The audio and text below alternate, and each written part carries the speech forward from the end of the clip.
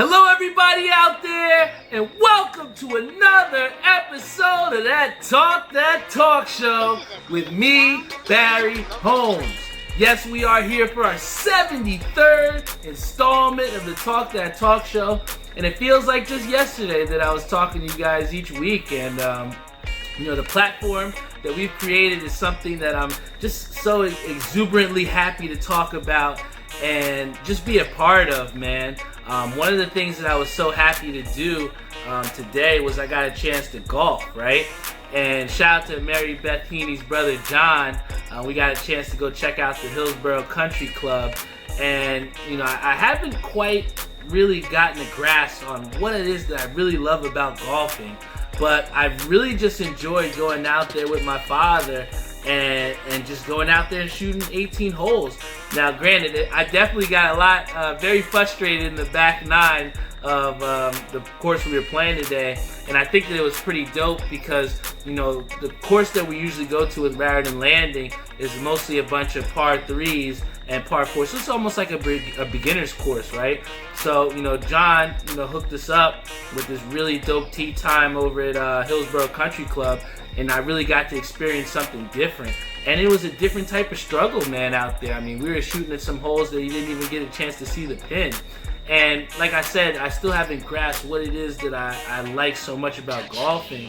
But I do believe that I'm someone that enjoys the challenge. And I enjoy trying different things. And I enjoy, not being great at something. I think part of the reason why I bowled so much last season and why I enjoy bowling so much is because it's a sport that you're constantly battling yourself. It's one of those mental games. And I think that golf is also one of those games as well, too, where, you could have just such a nice drive, but then, you wind up rounding out the hole with some terrible shots, and it was tough today for me on that back nine, but just to see my dad pick his game up towards the end and just being a part of that fresh air and that good air out there, it just felt good, man. And, I think that to transition it back to the show, I'm constantly trying to find different things and find different ways to interact with you guys and give you guys a great podcast. Part of the thing that I was so excited about, when I first started merchandising was the freedom that I had to create different pieces and create different things that I think that everybody would like out there. And, in doing that, I've seen the progression in the shirts that I've made. I mean, just the shirt that I have on here underneath is the OG3. I mean, that was my third shirt that I ever made.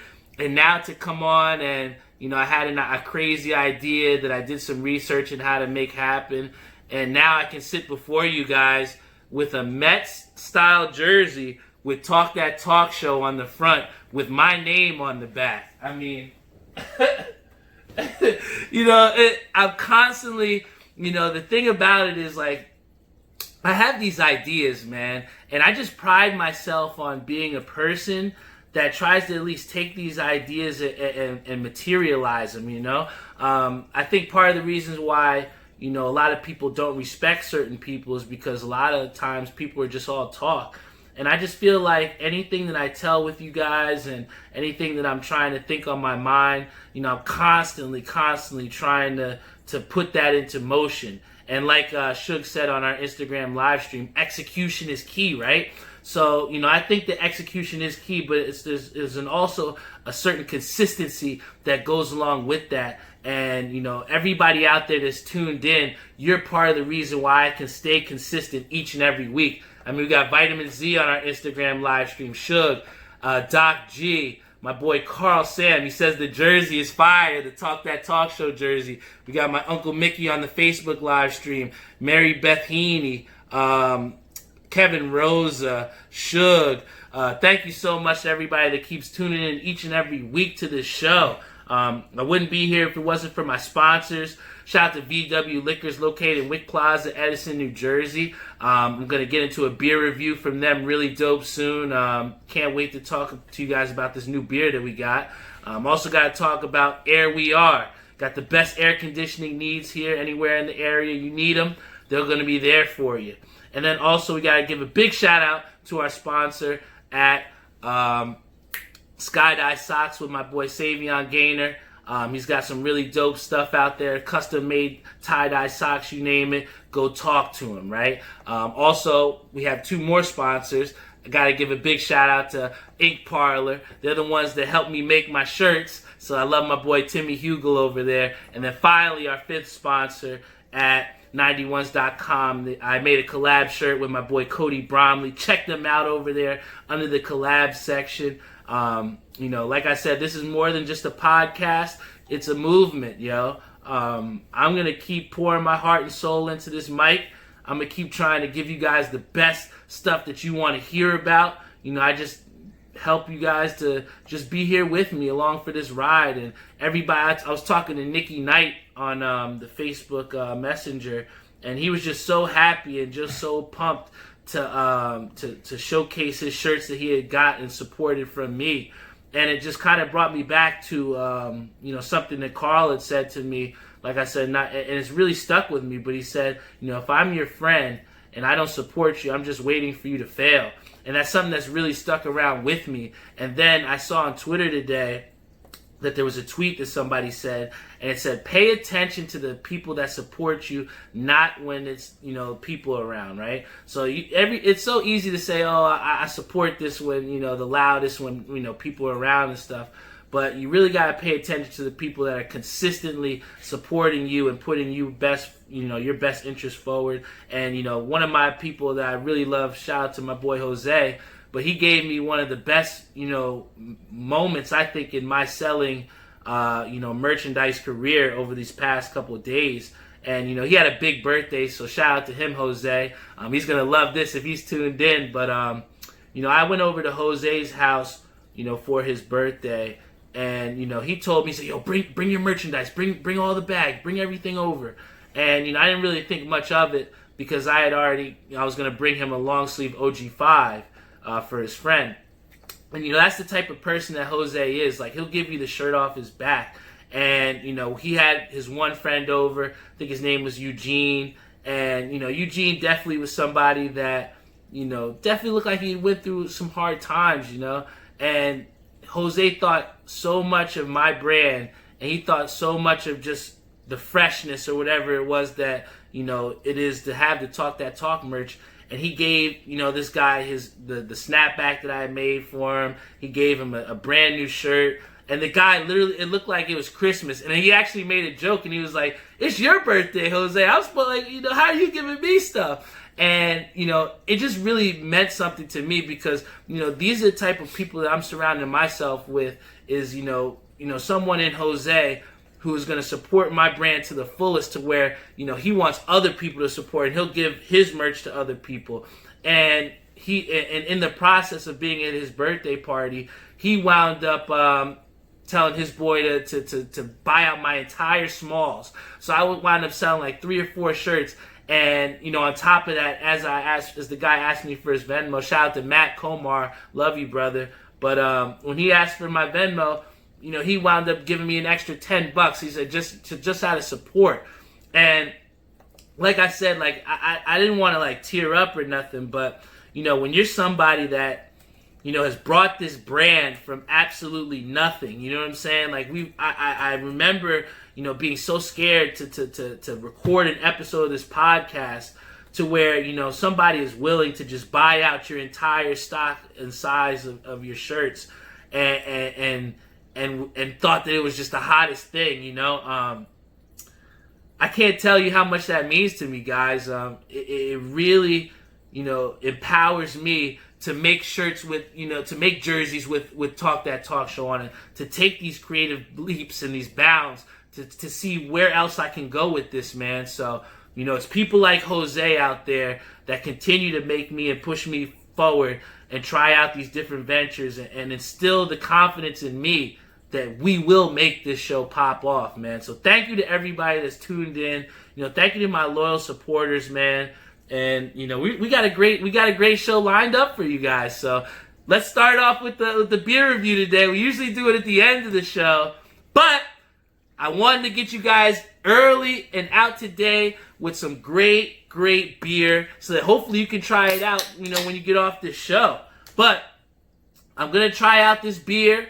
It's called Bru'd with Mosaic. It's a pale ale with Mosaic and Brew number 1. I believe that's a different type of hop in this beer, but it's got a nice packaging. It's from Cypress Brewery. You know how much I like Cypress Brew and how much I like to support local New Jersey breweries. And, you know, I have to say, my boy Lou, he said before that he's a big fan of, you know, the body and how the beer looks. Also the fragrance, the aroma of the beer. And, you know, I told you how much I like the alcohol content in here. And I feel like this is a beer that is going to hit all of those check marks. I've heard some reviews of this beer and saying that the pineapple that was in there or whatever is a little bit too much. But when you look at the way that Cypress Brewery has made some of their other beers, and like Lou had talked about in the last episode about how a lot of them have lactose and they might be a little bit creamy, I think this beer right here, being a pale ale and not an IPA, it's going to make it more tasty for a lot more people. And I think that you guys are all going to really like it. So if you get the chance, please check them out at VW Liquors. They're going to hook you up with the beer. They always got some really fresh selection. I mean, Dave and Tim do a great job of stocking that place up heavy. So you can go there to get Bru'd. I'm going to try this beer out. If you have a beer, pour it up in a glass. It always tastes a little bit better out of a glass, you know. So share a beer with me, and let's get on with this show. So cheers up.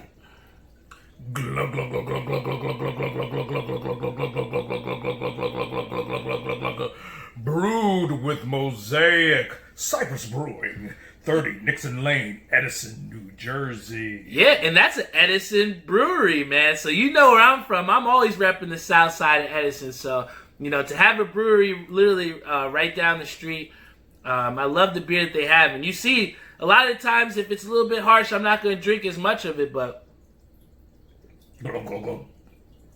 this is a good one, man. I tell you. I would definitely suggest trying this beer out for sure. I'm probably going to have a couple more of these before the show's done. So it looks refreshing. I'm telling you, man. And I disagree with that review. I don't think that the pineapple's too much. I think that it's almost just like a little bit of a light hint. And it makes it good enough for me, man. I'll take that any day. But, like I said, other than trying out different beers, everybody that knows me knows how much that I'm a big, huge hat fan, all right? So everybody that's tuned in, I got a nice review for you today because when I was out golfing, something wound up coming in the mail. And that wound up being a Hat Club box. My dad, he always is joking with me, and he's always saying, he's like, yo, I feel like every day is like Christmas for you, man. Every single day you got some different hat coming in. But let me tell you guys, this hat was a pre-order from Hat Club that I was super mega pumped about it. Was able to secure mine, beat the bots. You know, I got to shout out my boy Savion and Peter Dunn and Theo and guys like that. You know, we're big hat heads. So when you're out there and you're trying to beat the bots and get some of your hottest, you know, releases from them, because they always got some freshness, man. I was so happy that I was able to secure this one. Ishabai Crane knows the importance. He put Hat Club with the fires, but you know, I'm gonna open for you guys here. I didn't even open it. I waited till the show to open it up with you guys here. Oh my God! Hold up. So for those people that don't know, the Pink Martini dropped this past weekend, and this past week I believe. And this one is a Mets hat. I was able to secure it. It's the Mets hat with the pink bottom. Oh my gosh, the pink bottom. Remember, it's not a black nasty here. You might see me with my orange brim here, but this one is a Mets hat. It's got the pink logo here. It's got the pink brim with an olive hat. And, oh, let's not forget, it's got the World Series patch here on the side. I believe that's the World Series 2000. The one thing that I wish the Mets had a little bit more patches. I feel like we're starting to see a lot of the same patches. I think I have a pre-order for a hat that has the World Series 2000 with the red underbrim or a pink underbrim. I'm not sure, black. But this one is dope. That would be my only suggestion. I would have wished that we could have seen a different patch since we've seen this one. But The pink Martini hat, I'm really happy I was able to secure that. It might not match the Talk That Talk Show jersey in the blue, but this one is definitely something that I'm going to keep for myself. This pink Martini, I think Hat Club does a great job. And yo, it ain't Hat Club unless it has the pin. I told my boy Say they did a bad job. They sent him a hat and it didn't have the pin. I said, you better email them because it ain't an exclusive and it don't got that Hat Club pin on it. So always make sure if you get from Hat Club, make sure you get the pin from them, all right? So, that's my tip there. I'm definitely going to be rocking this at some point this weekend. But yeah, that's the pink Martini Mets hat with the World Series 2000 patch. Oh, I'm so glad I got that hat, man. My boy Ishabod Crane said it's super tough. Shout out to Scott Olner, Jody Byers, my boy Cheddar Bob, Jesse DeVento, Mary Beth Heaney. Say just joined on. Say, if you're home, put yours up, Say. Put yours up. Put your pink Martini up. I know you were able to secure yours too.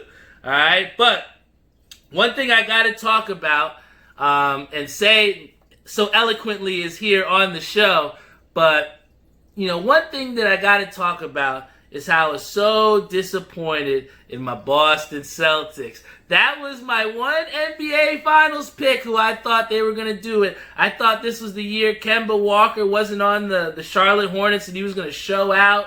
I thought Jason Tatum and Jaylen Brown were going to take the next step in the direction of being prime-time players. And they showed spurts, but I think the biggest thing that we can take from that is you can never undervalue that boy Marcus Smart. Because amidst all of them struggling, Marcus Smart was the one person on that Boston team that was almost keeping it cohesive. And he was having fights with, I believe, Jaylen Brown during the series. But he was playing at an elite level. So, Boston definitely has some pieces. They'll be back. Whether they make it to the finals or not, I don't know if I can say confidently that they will. But what I will say is this.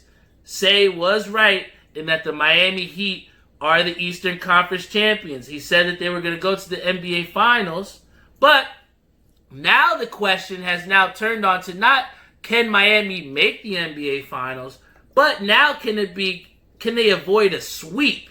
Because what we saw is we had Goran Dragic who got hurt, right? We saw also that Bam Adebayo had a little bit of a neck strain, I believe. Butler twisted his ankle. Butler twisted. He's going to be a warrior, but I just see it very hard for Miami to not get swept by a team in LeBron who they were down by 15 in that game and come back and smack you by 20 or 30. I mean that LA team is a team of destiny, like I talked about in the past week. Facts. And facts. I would hate to say that Miami won't get swept. But when we look at the reality of the situation, and we're looking at a very depleted team. I mean, Say was so big on Goran Dragic, and he was a game changer. He was a difference maker for that Miami team because he did a great job of facilitating and making sure that everybody was on. It seemed like he knew just where to get that ball to Tyler Hero.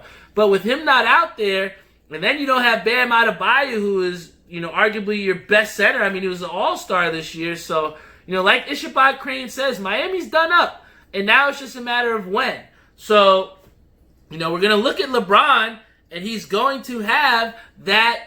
It looks like he's going to have that road. And I just hope that what doesn't happen, and I was talking to Stanley about this, but I just hope that people don't take away or take the luster away from, LeBron's success here because the Los Angeles Clippers couldn't do their job and staying against 3-1, because I thought if the Clippers would have went against the Lakers, that would have been a hell of a series to watch. So the Clippers didn't hold up their end of the bargain. You get a Trailblazers team who loses, Damian Lillard, and then you have a team in the team that they're playing, the Miami Heat, who Miami Heat are depleted now and they're hurt. And I just feel like if LeBron does actually win this championship, which it looks like he will, I just hope that people don't take away from the feat of what he did. Because at the end of the day, to take your team, bubble or not, and win with 3 different teams now, we thought this is what we were going to talk about with Kawhi Leonard. I definitely thought I was. I thought we were going to say, hey, Kawhi took the Clippers, he got it with Toronto and got it with the Spurs, but now we're going to be talking about that same conversation with LeBron James, right? So, of course, like Say said, there's going to be people that are going to play with the legacy of LeBron James, but when you look at the facts and look at just how many stat categories this guy is leading in, and just how many people he makes better and who he really took to the championship, right? You can't take away from this guy's greatness. I know a lot of people make the argument saying that Jordan, he won every NBA Finals and, he's the best player. I think that at some point we just have to appreciate that the games are completely different, and with the eras being different, that everyone can be great. You know what I'm saying? I think that, a lot of people, we were having this conversation about field goals made, and a lot of people don't talk about Kareem Abdul-Jabbar being one of the best players of all time, but, when it comes down to it, he is one of the greatest players, regardless of what era that he came up in. Would he maybe succeed in this era? I think the era is way too fast for him, and I don't think that there's room for a Kareem, because if that was the case, Roy Hibbert would still be playing. So the eras are completely different from where these guys are playing, so to kind of compare them, it's a little bit difficult and it's a little unfair, but we're only human. So that's what's going to consistently happen, and that's what's going to constantly trail LeBron. No matter how great LeBron James is, to the vast majority of people, he will never be as great as Jordan, no matter how many chips he wins. And that's kind of sad to really think about and talk about, because LeBron James has done so many great things for the game of basketball, but yet people still don't want to give him credit or find ways to disrespect this man. And, regardless of who's out there for the Miami Heat, the Lakers should win this series. But, we can't discredit LeBron James or take away from his legacy because he, quote-unquote, had an easy road. James didn't make this road. And the greatest people and the greatest athletes and the greatest competitors are people that don't worry about their competition. If you look at what Kobe said, he said he was within a battle within himself and everybody else was just in the way. So, the greatest people are never, ever going to really be concerned with what the competition is doing. And I think that LeBron James is somebody that's consistently hungry. And here, season 17, the guy could play for 5-6 more years. And I just think that a championship run here, it will definitely add to his legacy, regardless of whatever LeBron haters there are out there, But LeBron James is a winner. But hold up, before I get to this segment there, I got to take a beer. Go on, do it. This shit is going to be tough to talk about here. Glug, glug, glug, glug, glug, glug, glug, glug, glug, glug, glug, glug, glug, glug, glug. Again, Bru'd Mosaic, Nixon Lane, Edison, New Jersey. That beer is fire. I might have to get another one by the end of the show. But the one thing I got to talk about, I had to take a sip of the beer because it's tough. I've seen this team, practice. I've went to, not this season, but, I've went in years past to their practice facility, over in Florham Park. I've covered their games. And I've always, as being a person that's covered both the Jets and the Giants, I've always preferred, Giants games to cover, because for me, the Giants are just, the franchise is just run so much better. Shout out to my boy Vincent Davis, because he always had a funny quote that we always talk about. I hope he's really listening. I hope you're doing well, brother. But Vince Davis, he was a reporter, a beat writer for the the Brooklyn Nets, and we would report on games with my boy Bobby O'Hara with the New York Jets, and we would always make jokes about how if you go and do the Giants games, you're gonna get salmon, you're gonna get a full 3-course meal, breakfast, entree. If it was a 1 o'clock game, you get some nice sausage, whatever breakfast and everything like that. But if you went to the Jets, no matter what it was, you're gonna get corn dogs. You know what I'm saying? So when you're out there, like I said, we were at the practice facility, and your owner is coming up to the media and people with a mustard stain on his shirt, greeting people.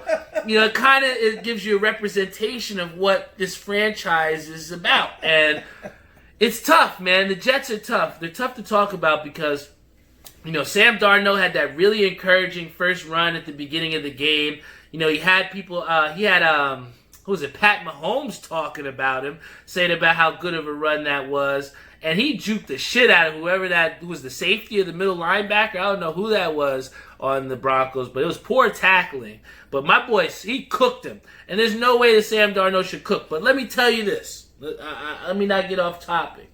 But when I saw that play, I thought for sure, I was like, wow, the Jets, they might win a game today. I thought we were going to be in for it, especially seeing that the Broncos had a backup quarterback, playing.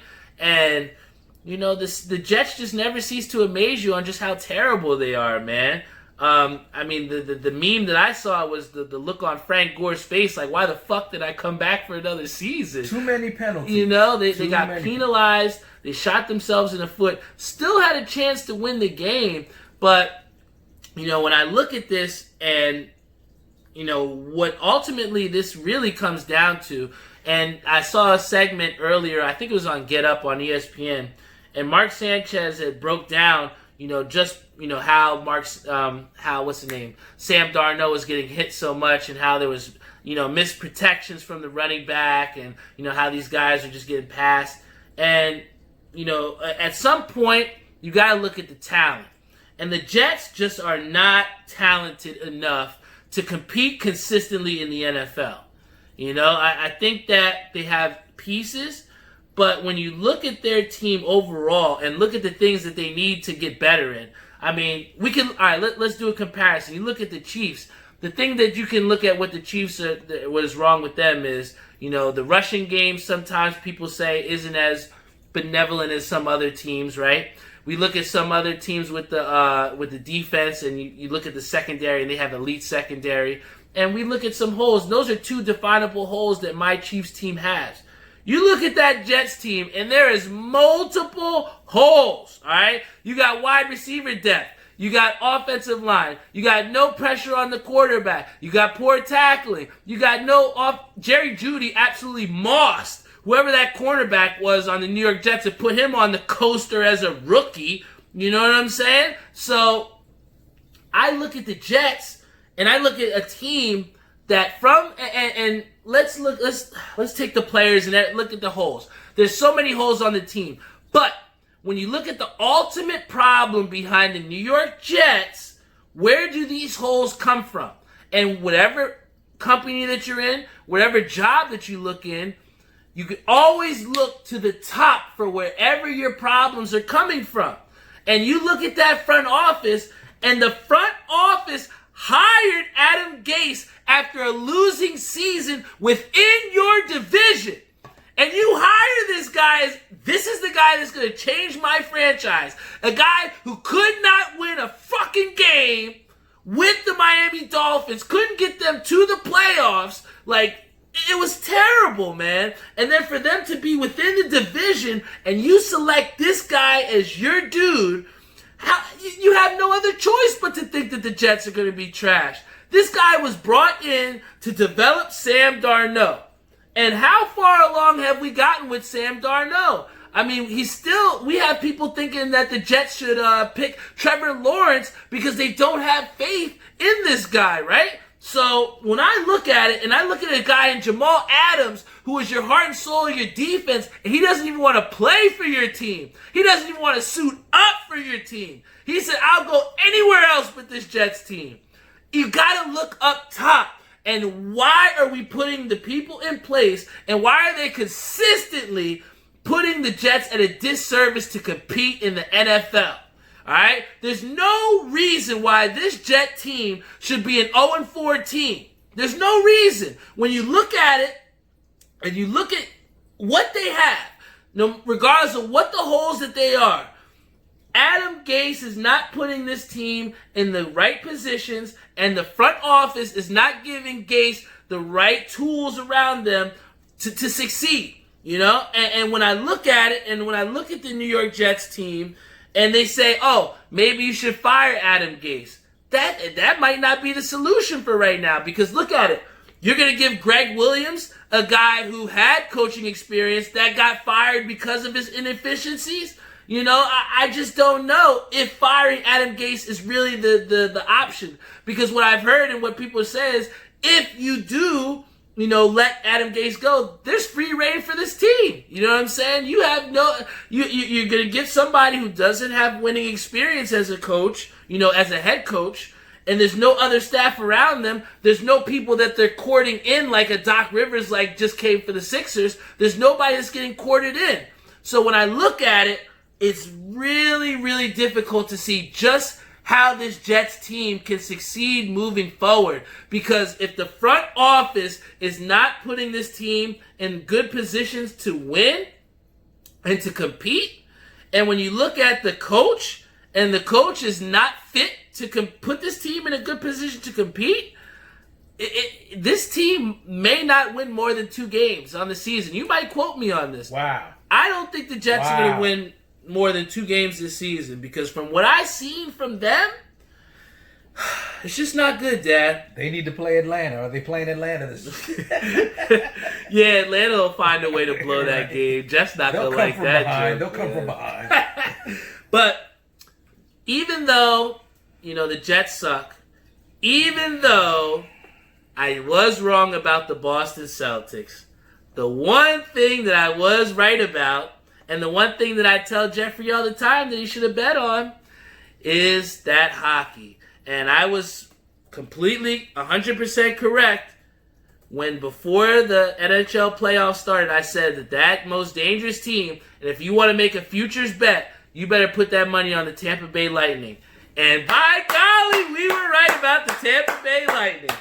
Shout out to the Stanley Cup champions. I have to say that the one thing that I really liked about this, and like I said, that team was loaded. Tampa Bay Lightning were loaded. But, the one thing that I will say about this, why I kind of like, that the Lightning won, is that when you look at their coach was always wearing a Virginia hat, Virginia Cavaliers. And I was wondering, I'm like, why does the NHL coach have a NCAA basketball hat on, right? And I think what's crazy about it is this. He really drew strength and kind of drew to his team and made a point that, hey, you guys are, if the Virginia Cavaliers can do what they did, why can't you guys? And if people don't know, Virginia was the first number 1 seed in the March Madness tournament to lose to a 16 seed. It's super mega embarrassing, right? Nobody wants to be that team, but Virginia was that team. And when they came back the next year, they got redemption and wound up winning it all, right? So when I look at the Tampa Bay Lightning, and they were a team that, as a number 1 seed, they lost to the Columbus Blue Jackets, right? But here their coach rallied around another team, and it's so crazy because we talk about Doc Rivers who lost his job with the Clippers, and he said that, when you get to the professional level, there's no rah-rah. Well, maybe he should have rah-rahed with the Clippers, and maybe they would have been playing against the Lakers right now, Because here you have the coach in the Tampa Bay Lightning that drew from the same experience that the Virginia Cavaliers did and used that to vault his team up to winning the Stanley Cup. It really speaks to just how important that coaching is. I believe that the Tampa Bay Lightning did have the talent to win the Stanley Cup. But I believe that, there's things that propel people forward, and there's certain, there's certain motivations or things that you can get yourself up. I think Jordan did them all the time, where he had to have something to push him past and give him that competitive edge, something to say that you don't think I can do it, and that's going to push you through. And I was just refreshed to see that an NHL coach could find some common ground with a college basketball team to get his team to win the ultimate prize. So shout out to the Tampa Bay Lightning, and shout out to this brain up here for thinking that the Tampa Bay Lightning were going to win. Because Jeff definitely made himself some parlay money, But the one thing that I was not able to do, and I wasn't able to cash in like Jeff does. Because what Jeff does is he's so good at these parlays. He puts in these about 4, 5, 6 teams, whether it's point spread, money line. He always puts something together to put himself in a position to cash some money. So, yesterday I saw some lines, and I was like, yo, I kind of like what I'm seeing. I think I'm going to test my luck. And I was almost there, right? I got the first leg of the parlay right. I got the Dodgers, right? The Dodgers won. Nobody thought that Kershaw was going to be able to have a postseason gem like he did, and I put my money on that. I got that. Then the Broncos were 1.5 plus as an underdog. I'm like, there's no way they're going to lose to the Jets. The Jets suck. You hear about what's his name? The guy who's on Hot 97. Peter Rosenberg, he's always talking about, he's like, if you want to make money, bet against New York sports. Well, it's true, because we put against the Jets yesterday, and they hit. The one team that did not hit for me in my 3-team parlay was the St. Louis Cardinals. If you don't know about that boy, Fernando Tatis Jr., he made an epic backflip, and along with Will Myers, a couple home runs late, he propelled the Padres past the Cardinals, and now we have a game 3 today. And I wasn't upset because, it's always fun to just put a little something on it to make the games a little bit more fun and interesting to watch. But what I will say is, and one of the things that kind of got me thinking is, with this entire playoff series that we've had, they've kind of made it the wild card series, right? The way we've grown up as baseball fans, or baseball traditionalists, as you'll say, is, we're used to the wild card game. One game and that's it, Then you got the divisional series, then you got the ALCS. But what we've seen is, as the MLB has expanded the playoff field, we've seen a little bit of some more interesting playoff games and some dope games, man. And, maybe some teams that wouldn't necessarily be in the playoffs have a chance to show what they got. And it just has me thinking moving forward about what the MLB is going to do. Because for me and for a lot of fans out there, I know a lot of people are going to want to see more baseball, right? And, with the playoff expanding and having a couple teams in there and making the playoff wild card series, I think it makes it more fun. It makes the game progressive. And also, more importantly, it makes more money for the Major League Baseball because they got more games to market, right? But traditionalists are going to be upset, and they're going to say that the wild card game should just be one game and that's it. And it's tough because, when you're so used to something, right? It's tough sometimes to make that change and get used to something else. So that was something that even me at first, I was a little bit like, I don't know. I don't know if I like this playoff series thing with the wild card. But I will say that, with this, being series format and more teams expanded, I'm getting to see, and especially for me as somebody that watches the Mets, I don't really get to see a lot of these other teams consistently. And, these playoff series has been, refreshing to me to be able to see other teams and see them compete for something, right? Not just a regular season game. So, I if I had to take a choice on whether I should think that it should go back to just a wild card game or whether we should keep the expanded playoff, I'm going to side with the non-baseball traditionalists here, and I think that expanded playoff is more exciting. I think especially if you want to market the brand of baseball to younger generations. I mean, what better way to get more Game 3s out there or more Game 7s by adding more teams to the playoffs? So it's definitely going to give more incentive to the players to try and, grind out a couple of those last games at the end of the season, because I feel like what happens with baseball sometimes is towards the end of these long 160-game seasons or whatever, we already know what teams are going to make the playoffs, and you start to see teams that's like, well, why are they going to compete? At least by expanding the playoff picture or giving some wild card series opportunities, some other teams, you're going to give more incentive to these players to grind hard later in July and in August, when for some teams the season may already be over. So, big ups to MLB for trying to at least stay progressive.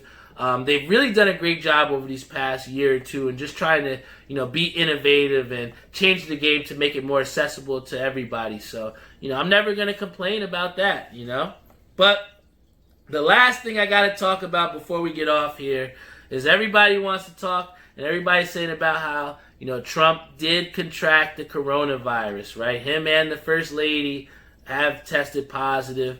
We saw Joe Biden tested negative for the virus, but, there's going to be a bunch of different storylines that come out with this. Obviously, especially when you're dealing with politics, when you're dealing around election time, when you're dealing around a time where there's going to be debates, and, where safety is a number one issue, right? And, the one thing that I just take away from this, and my parting message to everyone before we close out this show, is that no one, and I mean no one, is immune to this virus, I think that with, President Trump testing positive for this virus, I knew, and I already did take, never took for granted, the importance of what this virus can do and how it's ever changing. But I do feel like, the vast majority of people out there are, like Carl said, are clowning this and making themselves look like clowns because they're not taking this seriously.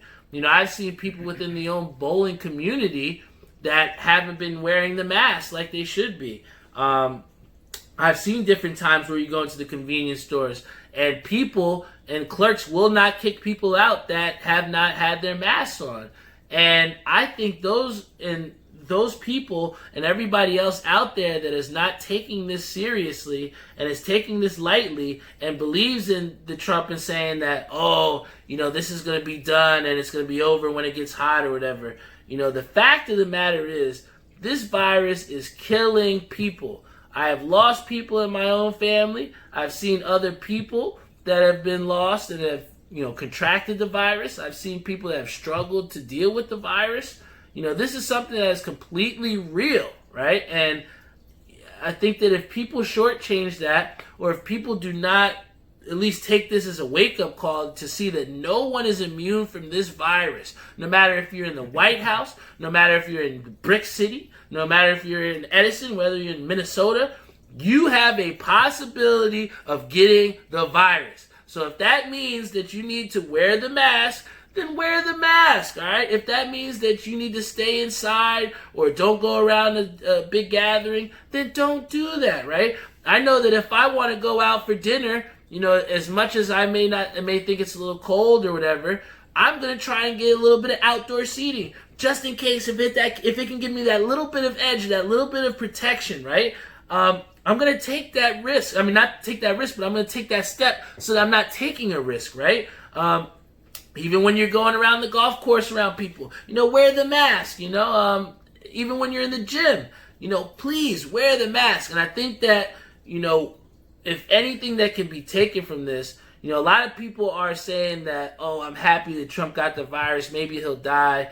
I will not go and co-sign that because I'm not going to say, and I'll never wish on that, the downfall on anybody else because, the karma that you can get from that is real, man. And I may not like Trump. I may not agree with Trump. I don't like Trump. But I'm not going to wish bad on the guy, because at the end of the day, that's shitty as an individual, and I'm not that type of person. But what I will say is this, the one thing that we can take away from this, regardless of how terrible I think of the guy, everybody needs to take this virus serious and look at this and see that you could potentially get the coronavirus, right? I don't care if you're the president of the United States or you're the bum in front of Pathmark, all right? You can get the virus, so you just need to do what you need to do. And a lot of us have parents at home. A lot of us have loved ones that we don't want to bring the virus home to either, we want to keep everybody here living, breathing on this earth. And the best way to do that is to follow the precautions, do the things that everybody's saying, make sure you're washing your hands, make sure you're socially distanced. A lot of people are still pounding. That's good to see, that's something that we need to do, and we all have a part in this, and let's make sure we're doing our part so that we can keep doing the things that we love to do without this virus, right? So, those are my parting words to everyone out there. We had a great episode here on the show. Shout out to my boy John Martin, Richie the Barber, Naya Santiago. I love her over at Zaddy Gaming. If you're a big person that loves Twitch and loves video gaming, please check her out, Zaddy Gaming. She's been streaming with us on Call of Duty, and she's a beast. What's up, Naya? Shout out to my boy Dennis Ward, Reese Smith, Scott Olner. And then on our Instagram live, we got Theo, who's saying that jersey is fire. My boy Shantae, Carl Samuels. Everybody's here on the live stream. It just makes it so easy for me to come out here and, share my views, share my beliefs, share my mind, share my soul with you guys, man. And, just the fact that I can consistently have people here on a Friday night, it just means the world to me, man. I was almost in tears earlier telling you guys just how much it meant to me to have someone like Jose who supports me so much, and just the fact that he wants other people to support.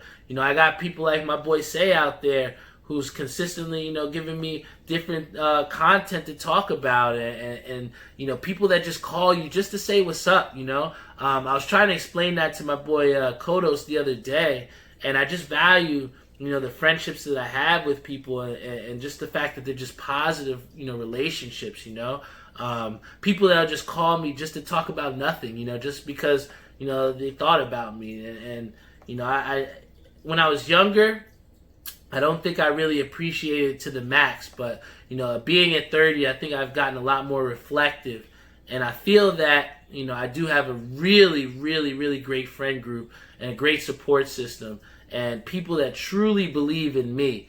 And when you have people that believe in you, a movement is possible, and I truly believe that with this platform that I will create great things, and I will get the things that I want. And I think that you all out there will be a part of that. And if you consistently keep giving me your positive vibes, keep giving me your listening and active listening ears, and you're patient with me, I'm going to continue to produce a product for you all that you're going to love to talk about to your friends. And I'm going to continue to make hot shit like this jersey, man, that I'm just so excited. My boy Say was so tight. He's like, yo, why did I get one? Because I wanted to make sure the quality, and this is how much I care about my brand. Like, I wanted to make sure the quality was A1, so that I don't want to put my name on some half-ass shit, all right? If I'm going to put my name on something, it's going to go all the way for some really dope stuff, man. So, like I said, thank you to everybody that keeps tuning into this show. You're part of the fam now, man. This is the Talk That Talk show each and every Friday. I can't leave the show without thanking my sponsors. So big shout out to my sponsors at VW Liquors, Edison, New Jersey, Wick Plaza. Let's go Mets! Let's go Mets! We always do that for Dave at the end of the show. We love Dave. And you can get that Bru'd beer, yes, from VW Liquors, the canned with Mosaic. Yes, so you can get the beer that we just talked about on the show. You can get that at VW Liquors, right? So, I always love them over in Neva. My boy Tim, Gabe, Dave, who's constantly giving me golf tips now, Caroline, everybody over there. I love them so much. Also want to give a shout out to Air We Are, best air conditioning in the game. Actually, VW Liquors uses them, so it's good when you get that sponsorship love within them. Me too, Also, shout out to my boy Skydive Socks, Savion Gaynor, who's in on our Instagram live stream. He's put out some really dope Carhartt hoodies that are tie-dyed, and he's got the whole hood rocking them, man. Everybody here is rocking them. Hopefully he's got one saved for me in a size large, man. I can only hope, man. I can only hope. So, if you get a chance, please go check him out at Skydive Socks. Then, my other sponsor, 91s.com. They got the best acid wash apparel in the game. My boy Cody Brownlee keeps putting out some dope shit, so please check him out over there. Then also, Ink Parlor. They're the guys, my boy Timmy Hugel, responsible for putting out a lot of my releases, man, and, just helping to put my dreams into motion, man. So, if you have anything you want to put on a shirt, hit them up over there at Ink Parlor, man. And that does it for this show, man. I just keep coming each and every week. Just keep coming with me here. Pause. Just make sure you're here tuned in each and every week. I'm going to keep trying to review different hats for you guys here, like this pink Martini hat. I love this shit. I cannot wait to wear this hat, man. I got so many different ways, so many different Carhartt ways to rock this, man. So definitely, please. Just the one thing that I can say to you guys, if you want to listen one more time, I'll just say, just find different ways to highlight yourself and to find out who you are as an individual. I found out over the past, couple weeks that I love golf. I found out that, I've really, got revitalized in the passion for fitness. I found out, just how really hardworking how I am, and, just how resilient that I have been, So, these are things that you can find out, within yourself. They may not be the same, qualities that I have, but, just try to look within yourself and just tell yourself that, regardless of what's going on, regardless of, how frustrated you may be, you're still a dope individual out there, and there's some qualities out there that make you different from everyone else. Because at the end of the day, you don't want to be just like everybody else. And that's what makes this podcast so dope, is because there is no podcast out there like this Talk That Talk show. Talk that talk! So please, be yourself, be confident in yourself, and above all, please stay woke. I love you all. This is the Talk That Talk show, and I'm out of here. See you next week.